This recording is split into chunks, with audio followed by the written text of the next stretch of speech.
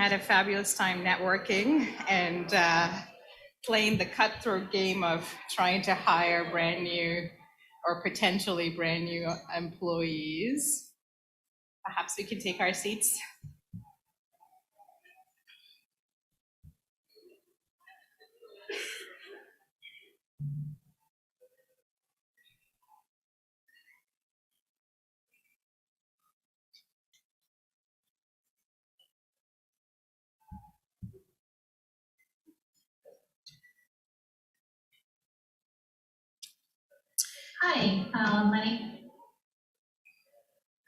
Hi, my name is Angela Pavan-Nathan. I'm the Director for Ontario Region at the Impact Assessment Agency of Canada. Joining me on the panel today are Valency Reynolds, who is with the agency's Indigenous Policy Division, and Paul Schaefer, who manages the agency's follow-up team. As part of our remarks today, we hope to provide some insights to the different efforts by the agency to add value for participants during impact assessments, before, during, and after the impact assessment process. The agency is committed to running efficient, effective, and meaningful assessment processes driven by evidence and outcomes. It is just 3 years since the coming into force of the Impact Assessment Act, and we have some ideals, best practices, and aspirations to share with you. Firstly, the agency has been and will continue to be a continuous learning organization. We feel that there is value in self-examination and being open to feedback. It is in this spirit that we're here to present to you today. Secondly, the agency is committed to efficiency in the work that we do. Impact assessments are planning tools that are intended to shape and design good projects so that negative impacts can be minimized and benefits can be maximized.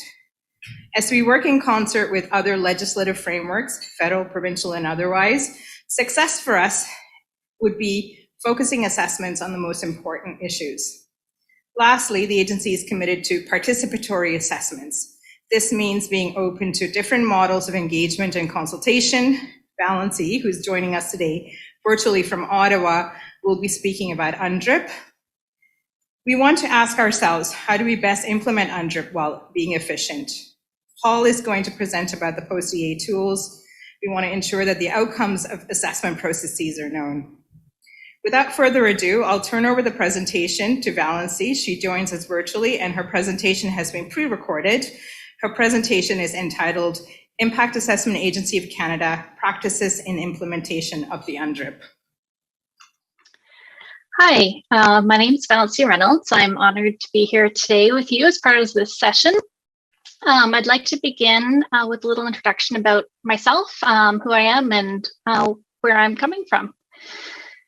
So I'm joining you today virtually from Ottawa, which is the unceded, unsurrendered territory of the Anishinaabe Algonquin Nation, whose connections to this land reaches back to time immemorial.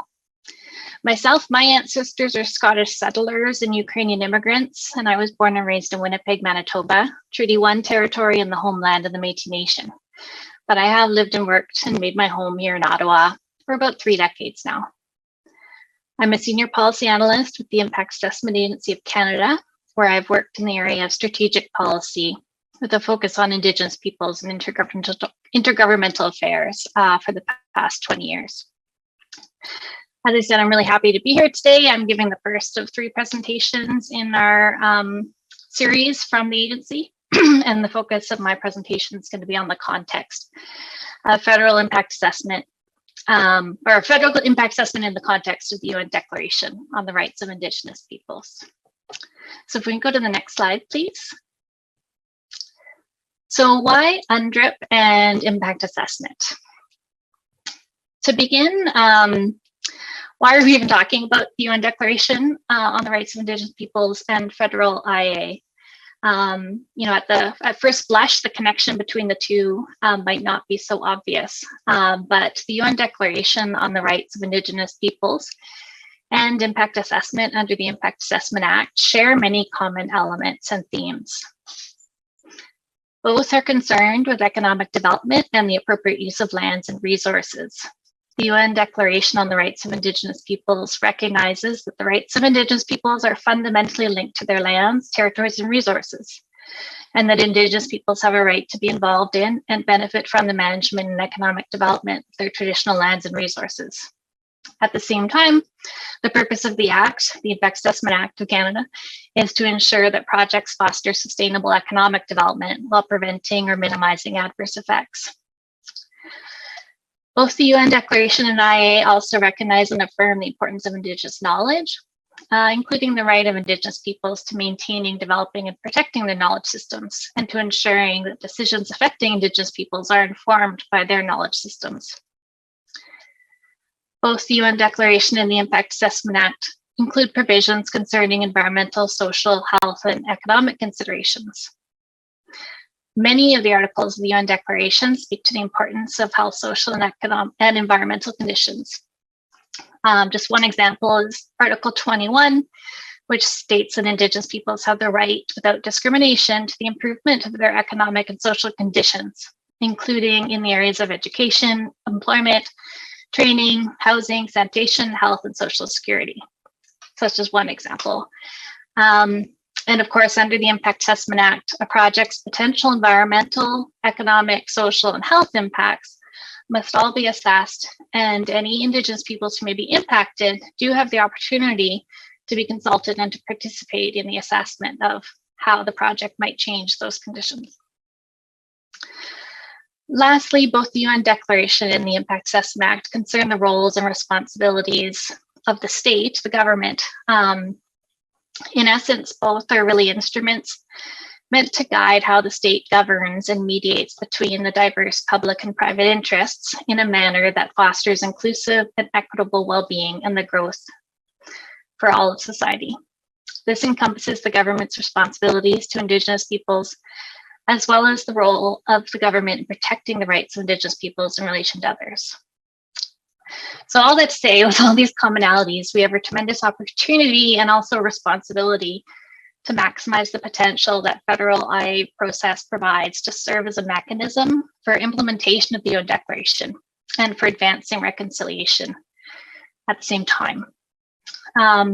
It's not, and it shouldn't be the only mechanism, but it is an important one. And so that's also why the preamble, the purposes, the mandate of the Impact Assessment Act stress the importance of interpreting and administering the Act in a manner that respects the rights of Indigenous peoples. So next slide, please.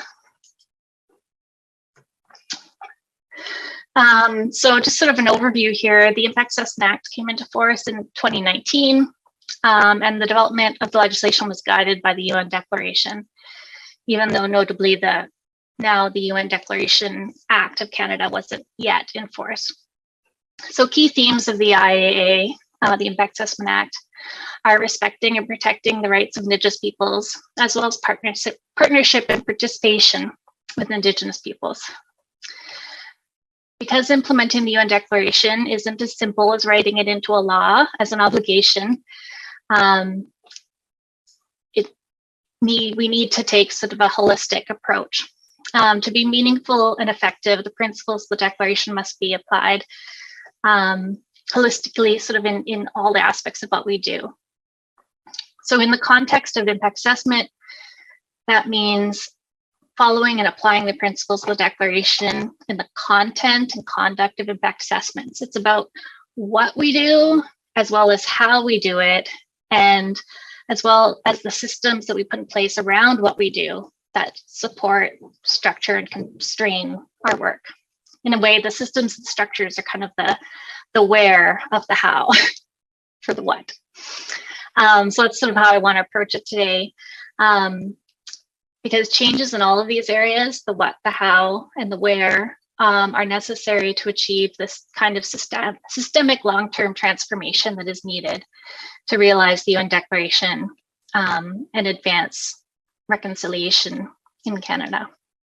So the next few slides, I'll share some examples of what the agency has done or is doing in each of these areas to deliver a federal impact assessment process that reflects the principles of the UN Declaration. So we'll go to the next slide, please. So what goes into an impact assessment? Firstly, the Impact Assessment Act requires assessments of the potential health, social, economic, and environmental impacts of a project. This is a broader scope of assessment than previously existed at the federal level in Canada. Under the previous Canadian Environmental Assessment Act, the focus was primarily on the environmental changes. This allows us to look at the full range of potential impacts and how these might affect Indigenous peoples, including considering implications for Indigenous peoples' rights with respect to health and to their social and economic development as described in the UN Declaration. There's space in the Impact Assessment Act to include consideration of cultural and spiritual aspects specifically to Indigenous peoples, including, for example, how a project might affect the ability of an Indigenous nation to preserve and ensure the continuation of their own language, cultural practices, and beliefs. The Impact Assessment Act also explicitly includes requirements to assess and consider the potential impacts a project may have on the rights of Indigenous peoples. In a sense, this was already a requirement under Section 35 of the Constitution, which gives rise to what is known as the duty to consult. However, bringing rights into the legislation itself and making it a statutory requirement to consider as opposed to a common law obligation under the Constitution means that the Impact Assessment Act can provide a more robust framework for meaningfully and effectively protecting those rights from adverse impacts from projects.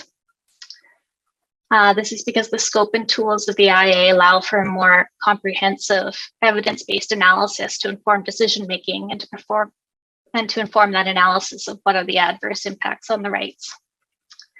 So now under the IA, the agency can require studies and impact statements related to the health, social, and economic impacts, in addition to the environmental impacts. And as a result, the impact assessment itself can provide a better understanding of the full range of impacts on Indigenous peoples, including their ability to exercise their constitutional rights. Other parts of what goes into the IAA can help to give a more complete and accurate picture of what the potential impacts of a project might be and what those impacts mean for people affected.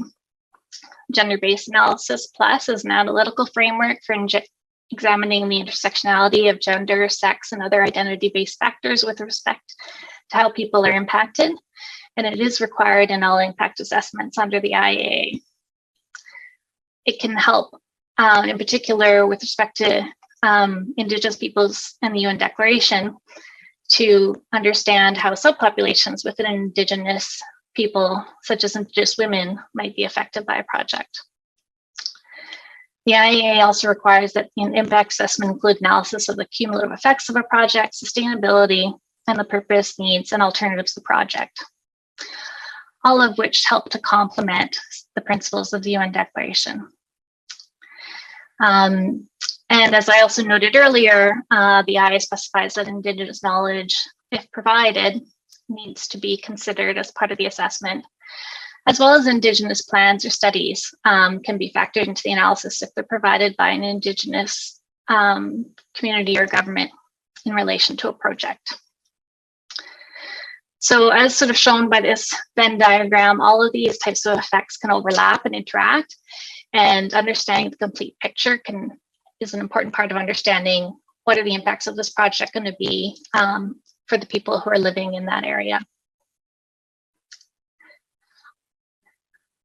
So I think we could go to the next slide.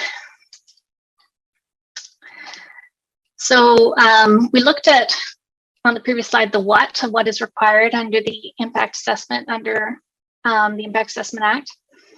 But now how we do that and what we do how we do what we do has a huge bearing on the quality and effectiveness of the impact assessment work. So how impact assessments are conducted is as important as what's studied in them. The right to be self-determining is a fundamental thread throughout the UN Declaration. Indigenous peoples have suffered tremendously from centuries of colonization and exploitation, and the United Nations Declaration is not only about preventing further harm, but about affirming and supporting the rights of Indigenous peoples to recover, rebuild, and reclaim their autonomy. The right to be consulted, to be involved, to have an active role in determining their own future is a key principle that repeats throughout the Declaration.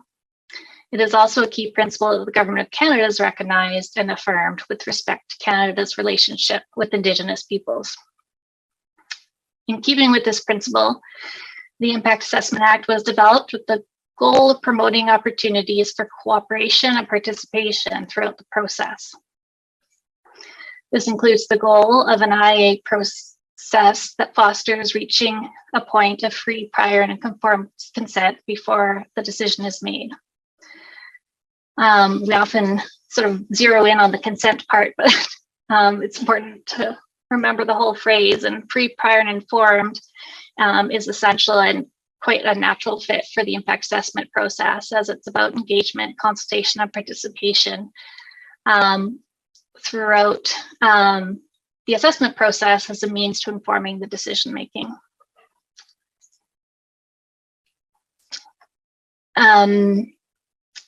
Also, just sort of looking at the slide too, flipping from my notes here, but collaboration and cooperation can also look like Indigenous-led studies during the impact statement phase.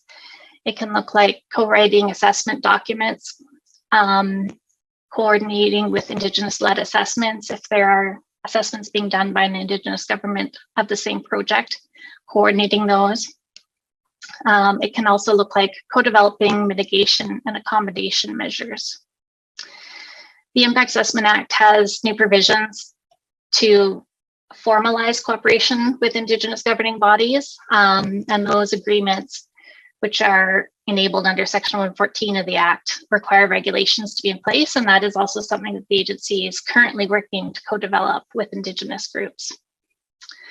Indigenous participation and follow-up and monitoring is also another key aspect of changing how we do things, and then my colleague's going to be talking more about that in, I think, our third presentation today. So we could go to the next slide.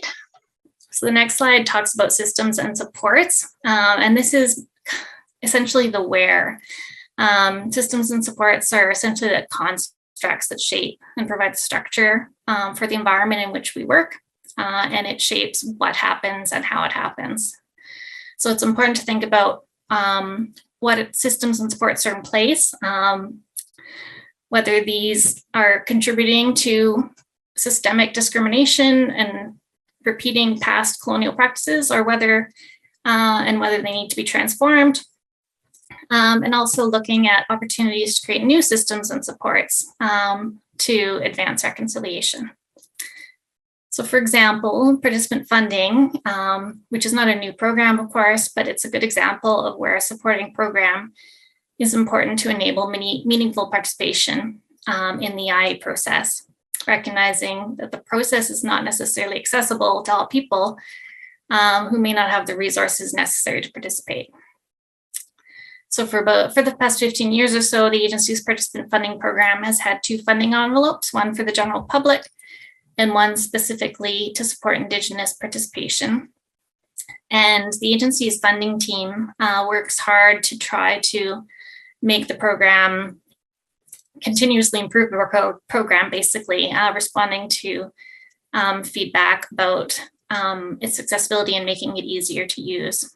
And one example of the change to participant funding that's happened more recently was the addition of grants in order to get the funding needed or the resources needed into communities as easily and early as possible to enable that early engagement on what information is needed in an impact assessment act in the planning phase. There's also a new Indigenous capacity support program that was brought in with the Impact Assessment Act to address the issue that's been known for a long time, that there is a need for greater capacity that's not tied to a specific project. So the focus of the Indigenous capacity support program is to help build that IA-related capacity within Indigenous governments and organizations before a project comes along and outside a project. The Indigenous Advisory Indigenous Advisory Committee, is one of three new committees that was created under the Impact Assessment Act. It's a committee that is established by the agency, and it has the mandate to provide advice to the agency with respect to interests and concerns of Indigenous peoples in Canada in relation to assessments conducted under the Act. committee's membership is made up of First Nations, Inuit, and Métis individuals who have relevant knowledge and experience. Representation from all three distinct Indigenous peoples helps to ensure that the committee provides a broad and inclusive perspective reflective of the unique rights, interests, priorities, and circumstances of the Indigenous peoples in Canada.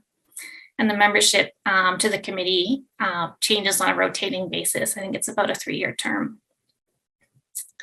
Indigenous peoples are also part of the 2 other committees that were established under the IAA to provide that institutional perspective. One is the agency's Technical Advisory Committee, and the other is the Minister's Advisory Committee. So moving down the slide, our 4th bullet, I guess, consultation and co-development of policies and guidance.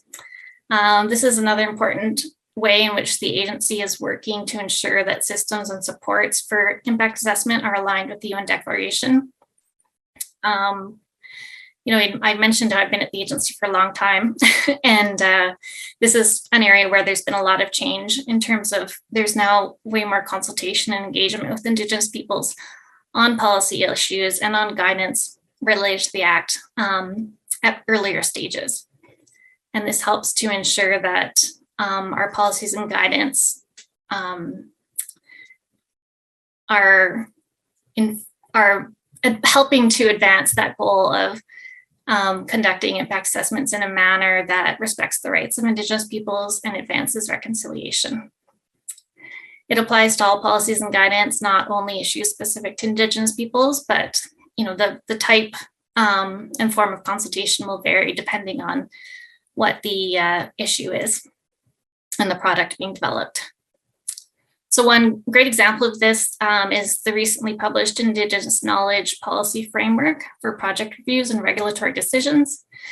This is a guidance document that the agency, together with Transport Canada, the Canadian Energy Regulator, and Fisheries and Oceans Canada, developed in collaboration with Indigenous peoples. And the focus of that guidance is to provide direction on how to implement the Indigenous knowledge provisions that are in those 4 departments' acts, which were all part of Bill C-68 and C-69. Another example of work underway is the work underway that I mentioned previously to work with Indigenous peoples to develop a policy and regulatory framework for Indigenous cooperation agreements under the Impact Assessment Act.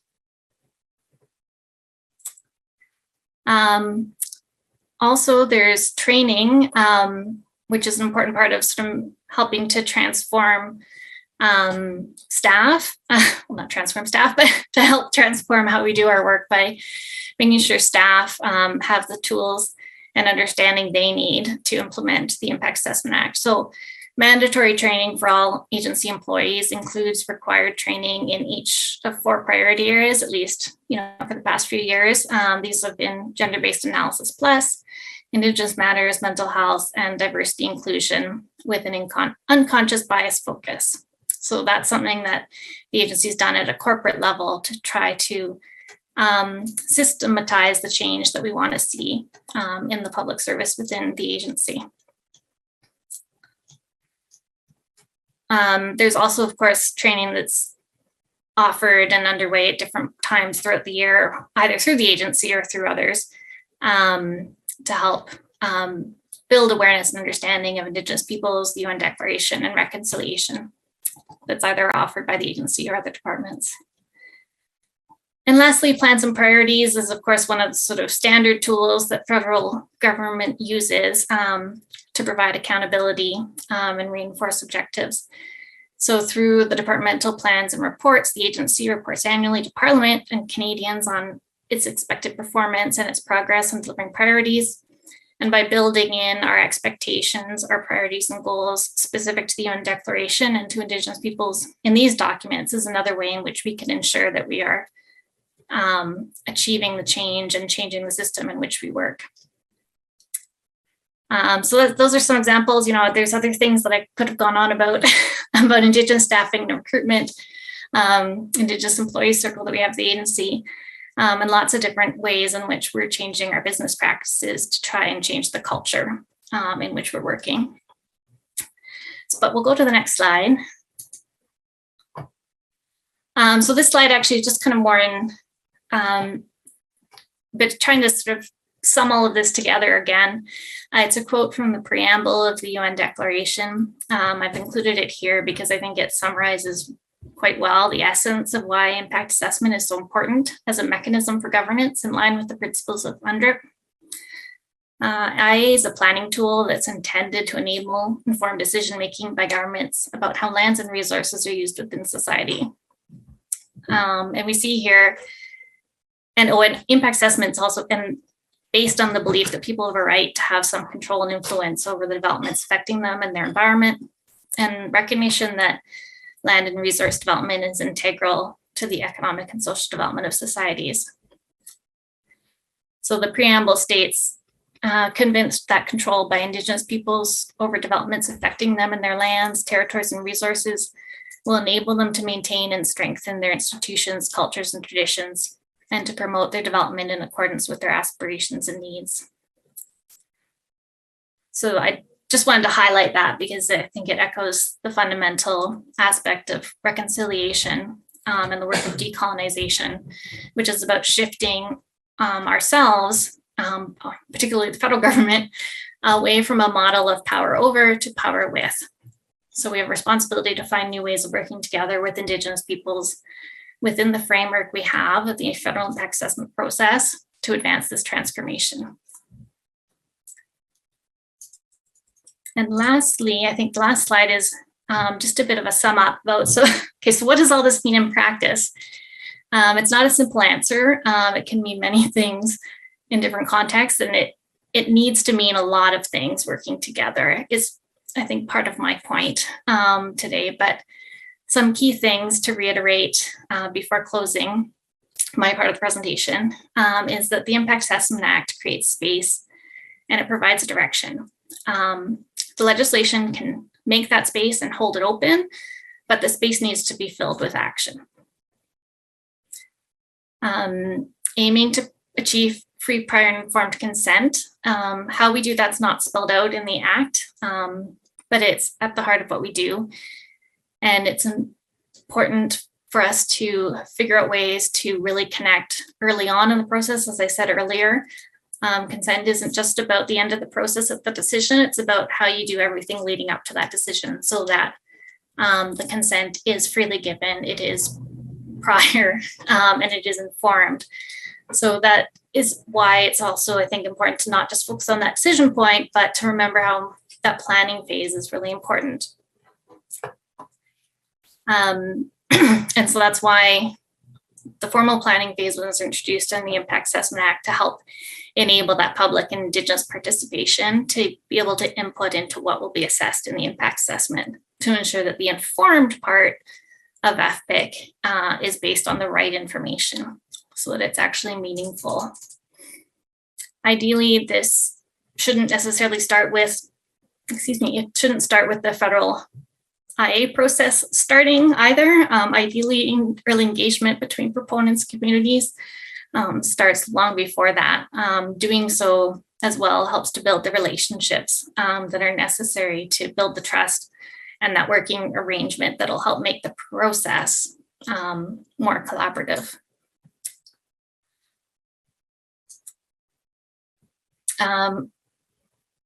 So lastly on the slide, speaking to that decision-making issue as well. So the Government of Canada is still exploring options with respect to decision-making processes. Indigenous peoples are seeking shared decision-making. The Impact Assessment Act doesn't actually create a process for that. Unlike some other legislation, in BC, the BCAO has built-in consent points. We don't have that at the federal level, but there is space and potential there. Central agency direction is still needed on managing some of the tensions we have just with our own parliamentary system between cabinet confidence and the goals of participatory decision-making. And that's an ongoing process. Regulations on cooperation are one tool. Those are the agreements I talked about, under which a minister can formally authorize an Indigenous government to take on powers that the agency or the Canada would normally do. but we're in the process of sort of co-developing what that would look like. So that is the end of this presentation I had for you today, and I'll be around after for the questions and answers. So I'll hand it over to my colleague. Thank you. Hi, my name is Valencia Reynolds. Thank you, Val. So we have an hour session and Paul and I are going to talk fast. I've also decided to drop a few slides. So if you don't follow things, you can talk to me afterwards. So I will be delivering a presentation entitled Advice and Guidance, the Impact Assessment Agency of Canada's work with proponents. In Val's presentation, she talked a lot about culture change in terms of some of the work that the agency was doing internally within ourselves. And I'm going to be touching a little bit on some of the advice that we've been giving proponents. Of course, advice is just that. People can take them or not. In my opening remarks, I briefly mentioned that the work of the agency commences prior to the impact assessment process and continues after the impact assessment process. The after period will be covered by in Paul's presentation.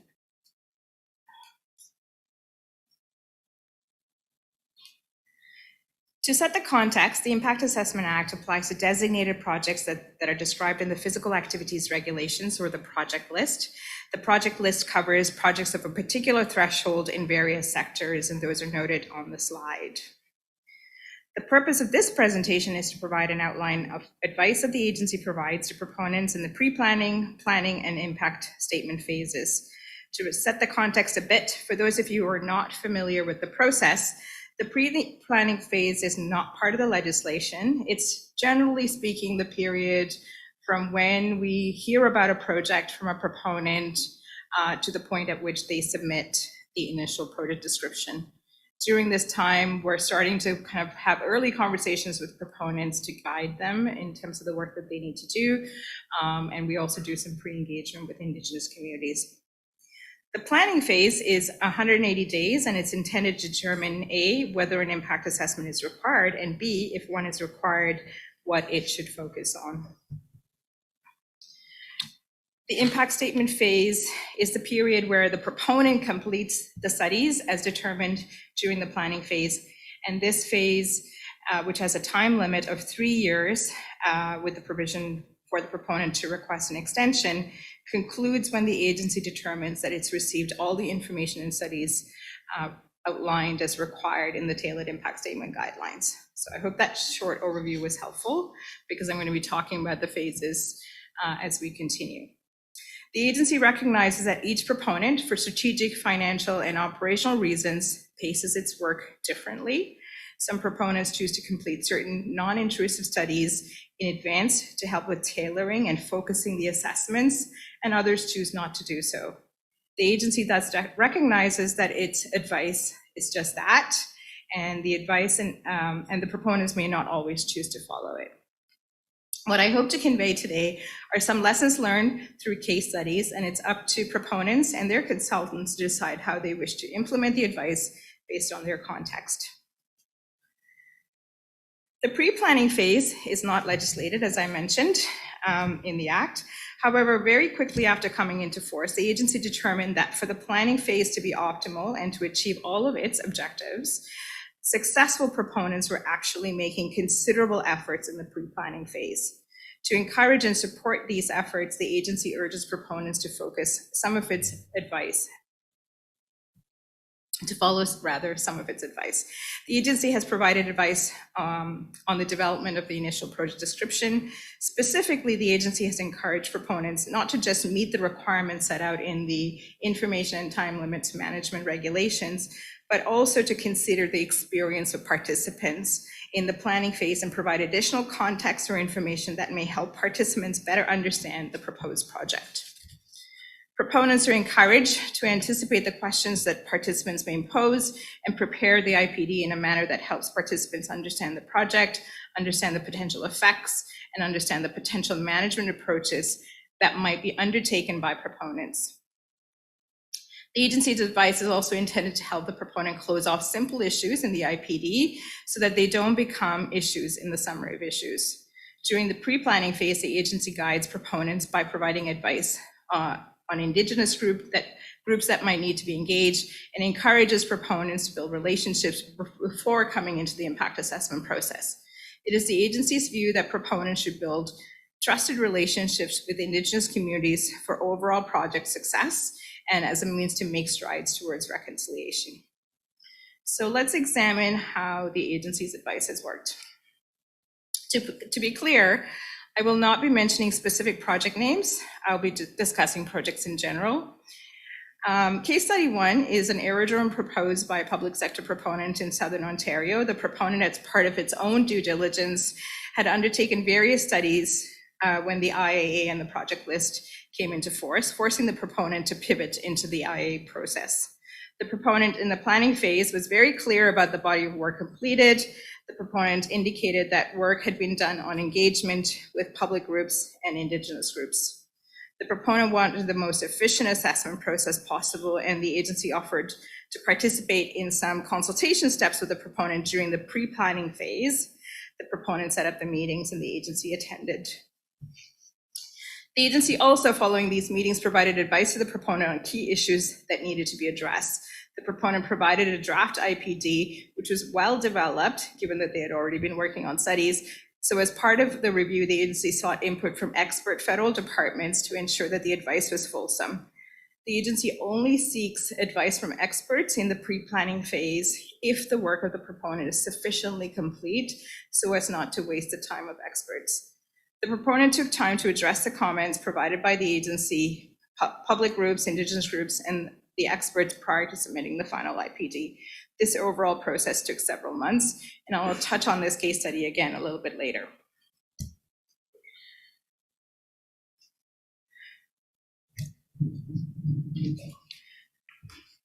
Let's switch gears to discuss the planning phase. I'm skipping some case studies in the interest of time. The agency's advice to proponents during the planning phase focuses on how they respond to the summary of issues. The agency encourages proponents to close off simple issues by taking the time to respond to questions as fully as possible. The agency also encourages proponents to use problem-solving best practices and available information to scope down issues. The advice is intended to facilitate tailoring if an impact assessment is required. The agency wishes to run efficient impact assessments, and this means working to focus on the most important issues with early efforts by a proponent to close off simple issues. The agency would have the confidence to focus the assessment process. Nevertheless, the agency also understands that often the easiest and the fastest way for proponents to respond to the summary of issues is to indicate that the issue would be studied as part of the assessment process. With regard to engagement, optimally, the proponent would not just respond to the issues, but work with Indigenous groups in preparing responses. So let's examine how the agency's advice has worked. So back to case study 1, we established that the proponent was working to address all the comments provided during the pre-planning phase. Once the IPD was received and the planning phase commenced, the summary of issues was focused, but there were still comments that remained outstanding. The proponent was keen to close off as many issues as possible and thus decided to ask for a time limit suspension. This is something that proponents can do during the planning phase while they're working on one of their steps, such as preparing the detailed project description or responding to the summary of issues. In fact, the main issue that remained was related to habitat clearing of an area deemed worthy of protection that was raised by various parties, including a local NGO. The proponent was able to work with Transport Canada to determine whether there could be ways in which the project could be redesigned to avoid clearing the habitat in question. With the work done by the proponent to establish ongoing relationships with Indigenous groups and in providing evidence on how each issue would be managed, the agency felt that there was not much value in an impact assessment as part of its Section 16 decision making and determined that an impact assessment was not required. I didn't really speak about case study 1 a moment ago, but I'll just briefly touch on it right now. In this particular instance, this was an Indigenous proponent proposing a causeway project. The proponent actually worked with surrounding potentially impacted Indigenous groups during the pre-planning phase based on advice from the agency, such that during the planning phase, we actually got letters of support for the project and a willingness to participate in the assessment process from the surrounding Indigenous communities, setting the course for, I think, a successful assessment process. So I'm going to drop a slide and go to another section. Finally, I will discuss the impact statement phase. At this point, the planning phase had been effective and proponents have taken the time to address simpler issues. The assessment would focus on key value components that are material to the project. This is the ambition that we're still working toward. Once we are in the impact statement phase, as part of the advice that the agency has been providing to proponents, I'd like to highlight a few points. The agency has been encouraging proponents to improve storytelling as they develop the impact statement. So work collaboratively with participants that have been identified in the Indigenous Engagement and Partnership Plan and the Public Participation Plan, explaining how they intend to resolve issues. For instance, this should be done during the preparation of the impact statement. Understand where there might be uncertainties, either in effects assessment conclusions or in the efficacy of proposed mitigation measures, and propose a follow-up program. Make efforts to include participants during the assessment process, collect community and Indigenous knowledge to inform the assessment on all VCs, and make efforts to document how the proponent intends to involve participants during all phases of the project, i.e. construction, operations, etc.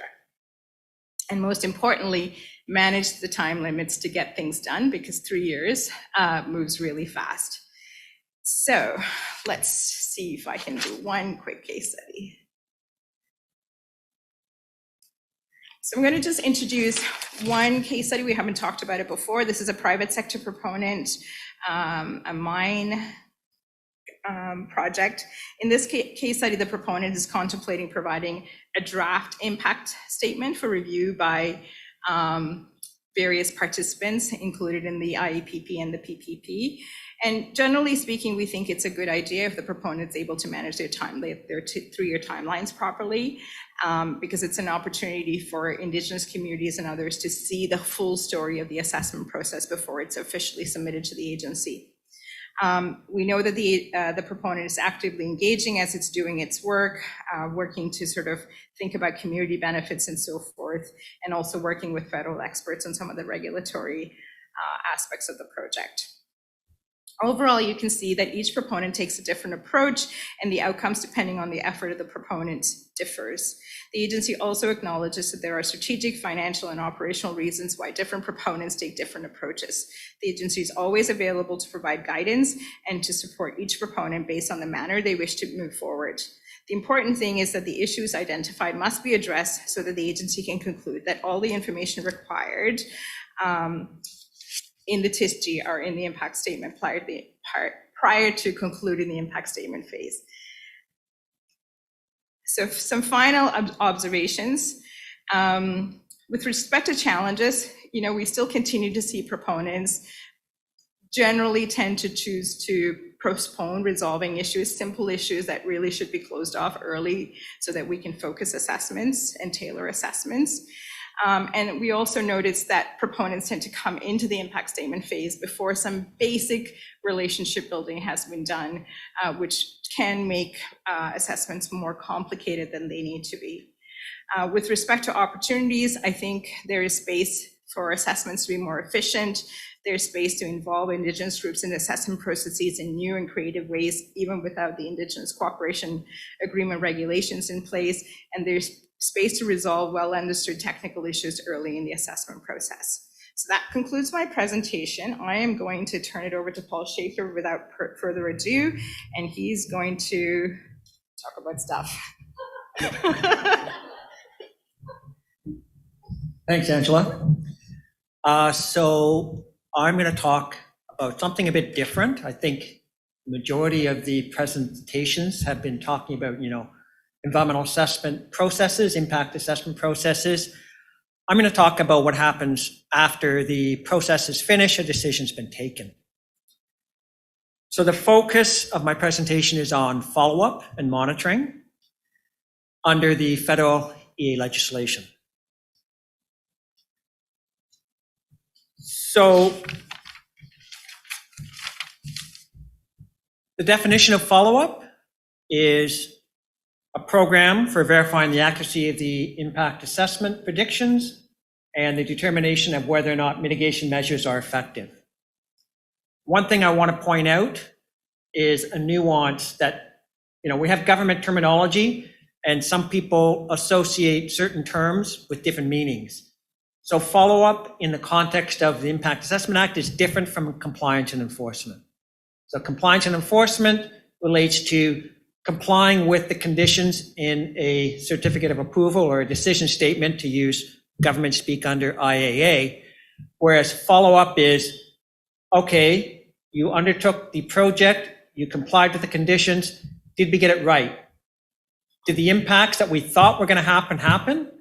And did the mitigation that we said we needed to implement, did they work the way we thought they were going to work? A couple of other points to make. Follow-up isn't new. It's been around in lots of previous iterations of the Canadian environmental assessment legislation. But the focus of our efforts has always been on the assessment process, and not much attention, at least under the federal legislation itself, has been paid in terms of what happens after decisions are taken. So when the Impact Assessment Act came into force, a small team was created to develop a program for how the agency is going to track follow-up programs and report on the results of those programs, with the context of answering those two key questions: predictions and effectiveness of mitigation. Oops. So we set up a follow-up framework, again, to answer those two main questions. In order to develop the framework, we had to look at what kinds of reports proponents have been providing to the agency in the past in the context of reporting on their follow-up programs. So just to back up a little bit, under the former Canadian Environmental Assessment Act 2012 and the new Impact Assessment Act, the minister issues a decision statement. And if the decision is the project shall proceed, that decision statement includes a number of legally binding conditions on the part of the proponent. And many of those conditions will require the proponent to develop and implement a follow-up program. So we went back to look at older projects under SIA 2012, for which they were now in construction. And what we found is, first of all, there weren't a lot of projects to choose from, because in some cases, proponents hadn't yet started construction. In other cases, they had started, but were still trying to develop their follow-up programs. What we did find was that the information in those reports varied considerably. And it was mainly that the level of detail in those reports didn't lend itself to being able for us to understand, did they get the predictions right, and is the mitigation effective? The style of reporting for most proponents was focused on demonstrating compliance with the conditions. So they went part way, but they didn't go far enough. And where they tried to address the follow-up, it was very little. It was more like, we ran into this issue, we did this, so we're on track to meeting the obligations. So you kind of read between the lines as far as, okay, it sounds like when they say they're on track, they're doing what they're supposed to and it's working the way we thought, but there was no explicit documentation of the follow-up monitoring result and tying that back to the predictions made in the EA.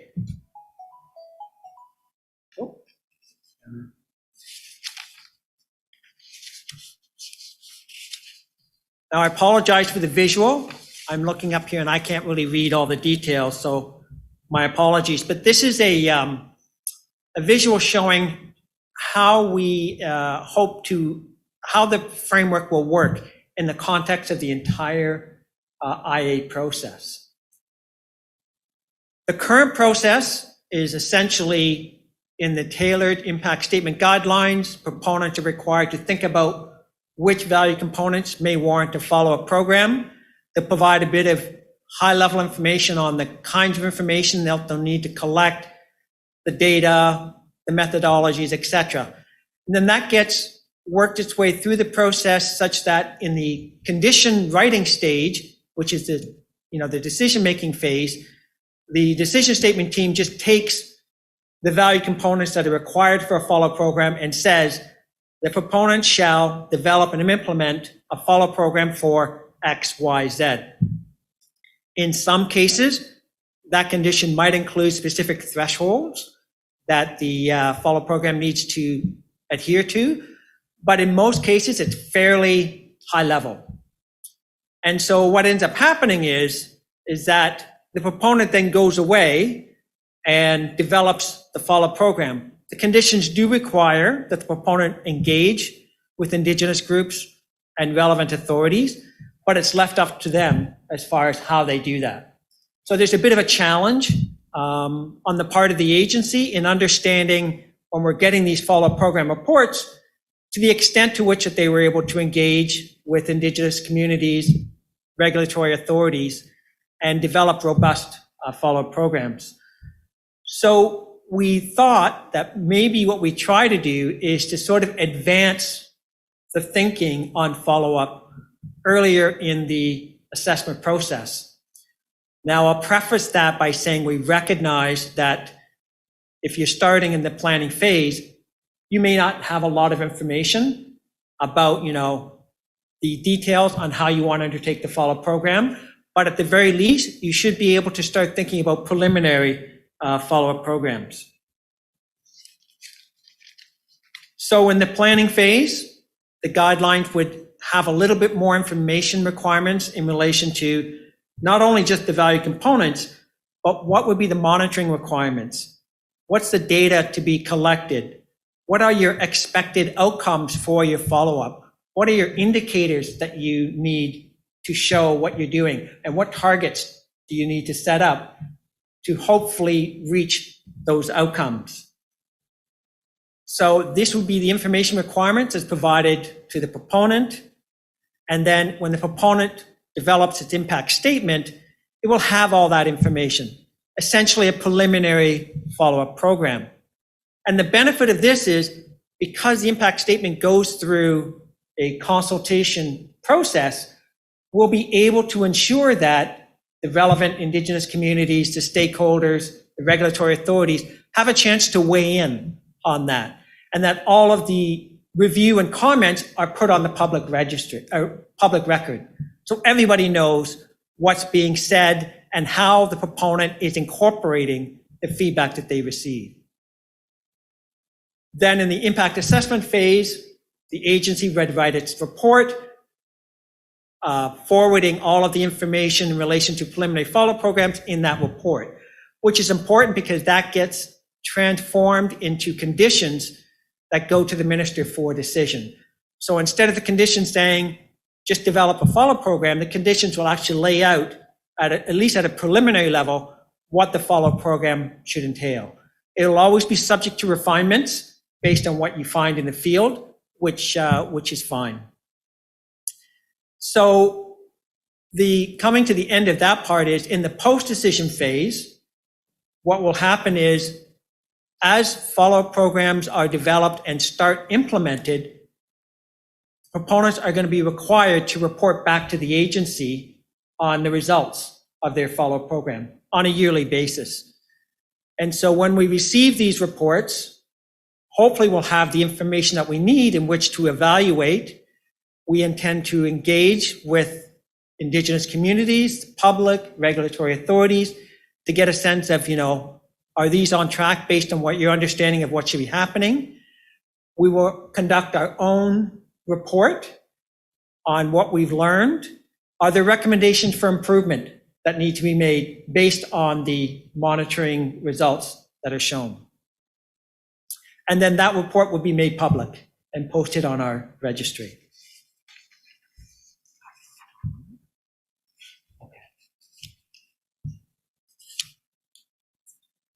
So one of the key things I want to mention here is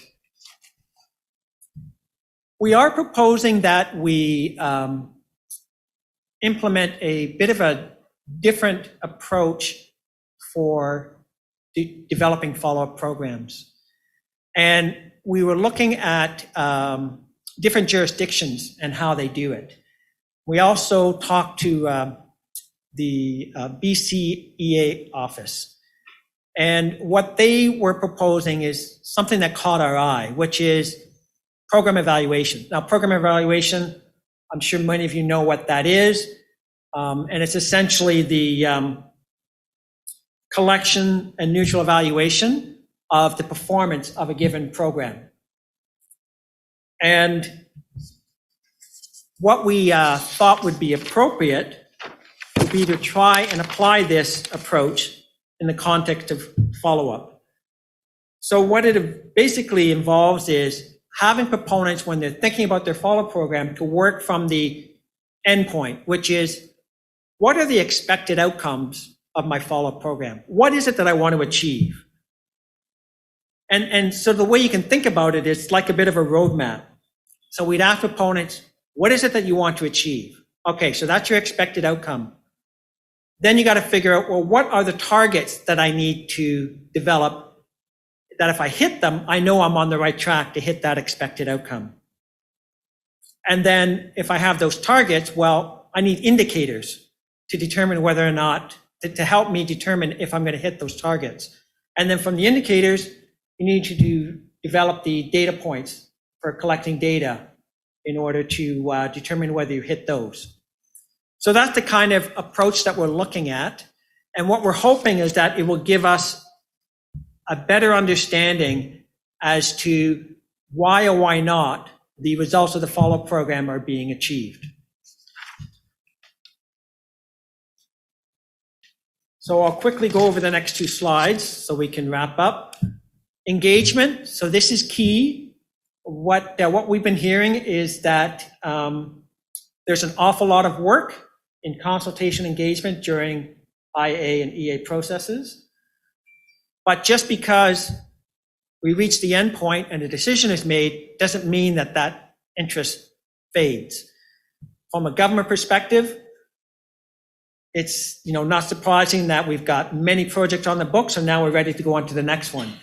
So what I'm trying to say is that there's a recognition that there needs to be a continuity of relationship between the government authorities and Indigenous communities as the project moves through construction and operation. So this framework provides opportunities for Indigenous communities and the public to stay engaged through the follow-up program. So we will be providing funding to Indigenous communities and the public to participate in the review of follow-up program results on the part of proponent. Where there's been a monitoring committee established by the agency, we will also engage with that monitoring committee. So speaking of monitoring committees, the Impact Assessment Act, for those of you who don't know, provides the agency the authority to establish a monitoring committee for matters related to follow-up programs and adaptive management. One thing I want to stress here, and people get this confused, is that these are agency established monitoring committees led by Indigenous groups, but they are different than sometimes proponents as part of their own process will say, we want to establish a monitoring committee and we want Indigenous representation. That's great. And we're all for that. What we're talking about are monitoring committees that are set up by the agency at the request of an Indigenous group and that we will fund. Now, again, a key consideration for this is that it's not a committee that will duplicate work that's already being done by the proponent. Okay, so that's something that's important to note. We're not in the business of setting up committees to validate what the work the proponent's doing. The agency has set up a framework for considerations on whether a monitoring committee is warranted. So not every project is going to have a monitoring committee, okay? And so, some of the criteria relate to significance of the effects, the significance of infringement on Aboriginal treaty rights, the nature of the project, the uncertainty of predictions, whether the mitigation measures are proven or new, etc. We have a couple of examples of where we're working with Indigenous communities on a monitoring committee, and they are all distinct. They're all specific to what the requests are from that Indigenous community.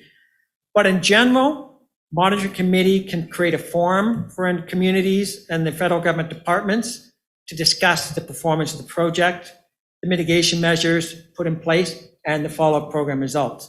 Provides technical resources for Indigenous communities to support discussions about the monitoring activities done by the proponent.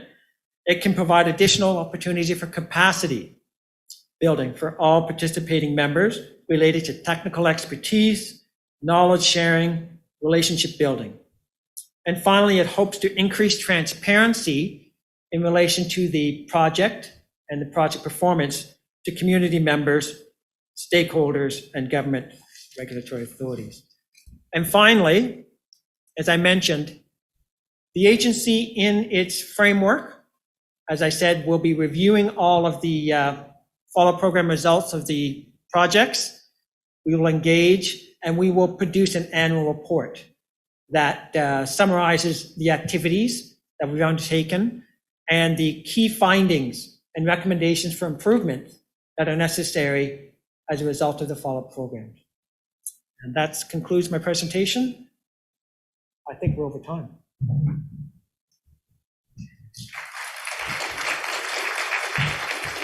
Thank you very much, Paul. Thanks very much, Val. We are over time. I suggest that everyone, please feel free to grab a coffee or anything that you would like, because it is our break.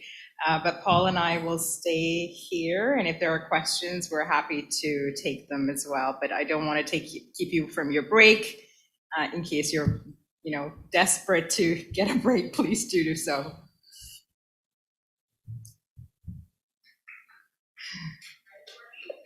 Sure. So the first part of the question is for Angela, and the second part is for Paul. Can you share any advice that the agency has given or will give with respect to how proponents should demonstrate consideration for sustainability and Canada's ability to meet its commitments with respect to climate change? And then for Paul, it'll be, is there any consideration for these factors in follow-up? So on the sustainability question, if you don't already know, we do have some guidance on our website. So I do encourage you to take a look at that. And then depending on the specific project and circumstances, we're happy to sort of work with proponents, on kind of identifying how to scope the discussion paper that we do have available. Same thing on climate. So we do have a document called the Strategic Assessment on Climate Change, which also has a technical guide. So there's lots of guidance in relation to how to go about your work there. And in terms of meeting Canada's obligations, the short answer is context matters, right? So it depends on what you're proposing. And so we would be able to kind of work with you on that as well. So Paul? So in the context of follow-up, we are governed by what the conditions in the decision statement say. And if there are conditions that relate to sustainability climate, then proponents have to do a follow-up program for that. I will say that what I presented is our proposed approach, given that we're still early days in the Impact Assessment Act. So we haven't reached that stage where we've got to a decision, proponents are starting to develop their projects and input. So I guess all I can say is stay tuned in that regard. Angela, can I just get your attention for the 2 online questions? Sorry, we were a bit behind. And to Paul. You just need to stand near a microphone.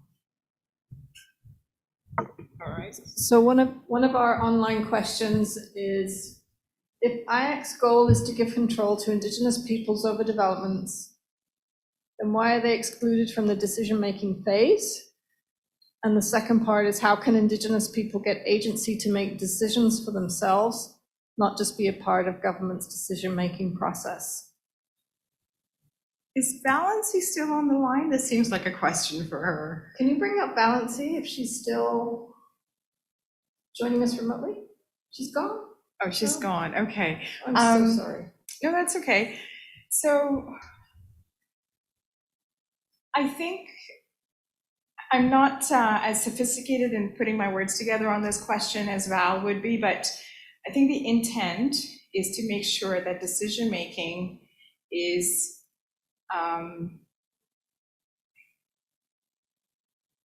guided and driven by an aspiration towards reconciliation. And that means that we need to make sure that advice in front of decision makers is as complete and fulsome as possible.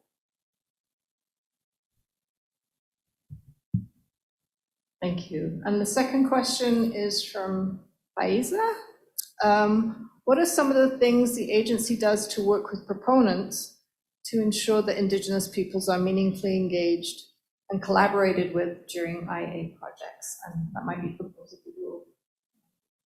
Yeah, so I mean, the agency, and Val touched on this a little bit, we have a training program. I think Dave Bell, who's here somewhere, he's from our training team.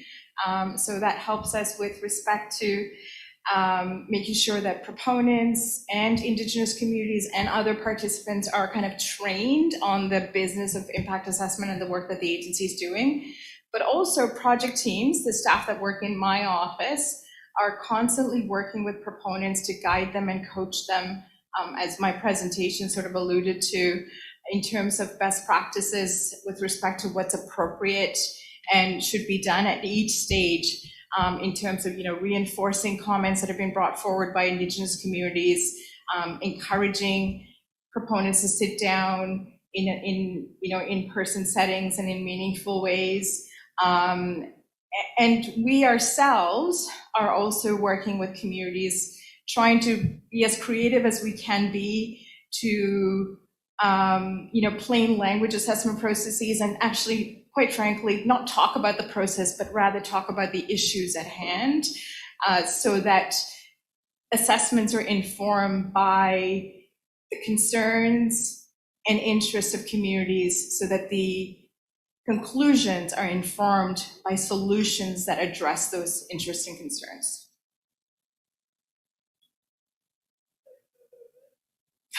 I'm sorry. So my question is just about the pre-planning phase. So it just strikes me as it's much more open-ended. Rather than having a certain event that initiates it and then a fixed sort of time period and an endpoint, it seems to be open-ended, and projects can vary so widely in when and how communities are engaged in the context of a project. It can be months, years, decades even. So how much does the history of anything that sort of happened pre-planning, how determinative do you see that as being of the scope of the assessment and the ultimate decision that gets made afterwards? And how do you determine sort of when the pre-planning stage starts?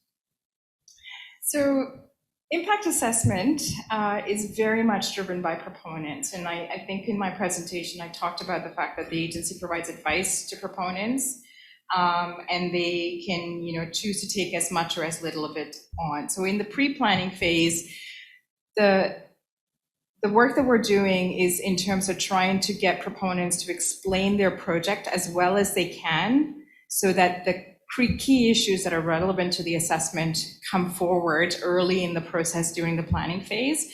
The other thing that we're trying to do is encourage proponents to build relationships in a meaningful a manner as possible. So to have sort of a really clear vision for how they're going to work with local communities, whether it be Indigenous communities or, in some cases, local municipalities and so on and so forth. And then proponents judge when they feel like they have done enough work to come into the system. And proponents, like any other organization, I work for a government, there are certain, timelines at which certain results have to be made, certain reports have to be written and so forth. I think proponents have boards and so forth that they have to be accountable to certain, demonstrate certain milestones to get funding into the system. And so, so they decide, and we work with them depending on when they come into the system.